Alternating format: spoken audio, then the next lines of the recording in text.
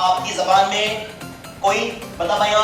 ठीक है, मैं ही बता देता हूँ। इनर्शिया, जमूद, यानी जब कोई शय अपनी हालत को, हरकत को कायम रखने की कोशिश करती है, इसे उस शय का जमूद कहते हैं। क्या कहते हैं? जमूद। कोई भी शय है ना, एग्जाम्पल के तौर पे अभी फैन शुरू है, मैंने फैन का बटन बंद किया तो क्या हुआ? फैन डायरेक्ट बंद हो जाएगा क्या? नहीं, धीरे धीरे बंद होगा। कैसा होगा? धीरे धीरे। अब अगर फैन कोई बने, मैंने शुरू किया तो फैन डायरेक्ट उसकी स्पीड में आ जाएगा क्या? धीरे धीरे। वो कोशिश करेंगे मैं बंद का बंद रहूं, है ना। और जमूद की किस्में कितनी है? पहली किस्म, दूसरा और तीसरा। आपके सामने एक छोटा सा प्रैक्टिकल करने वाले हैं, है ना। मेरे पास एक कार्डबोर्ड है छोटा सा, एक कांच का ग्लास है और 5 रुपए का कॉइन है।